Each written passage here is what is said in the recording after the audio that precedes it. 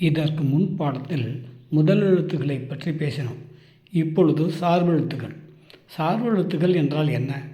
உயிரெழுத்துக்கள் 12, மெய்யெழுத்துக்கள் 18 ஆகிய 30 எழுத்துக்களை சார்ந்து உருவாகும் எழுத்துக்கள் சார்பெழுத்துக்கள் எனப்படும்.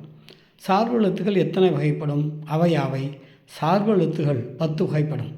அவையாவன: உயிர்மெய், ஆயுதம், உயிரளபெடை, ஒற்றளபெடை, குற்றியலுகரம், குற்றியலிகரம், ஐகாரக் குறுக்கம், ஔகாரக் குறுக்கம், மகரக் குறுக்கம், ஆயுதக் குறுக்கம். முதலெழுத்துக்களை கூறும் நூற்பா எது? உயிரும் உடம்புமாம் 30 முதலே. நன்னூல். சார்பெழுத்துக்களை கூறும் நூற்பா எது?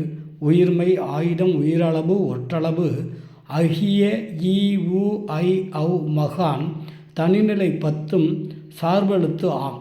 நன்னூல். இதில் அகுதல் என்றால் சுருங்குதல், தனிநிலை என்பது ஆயுதம்.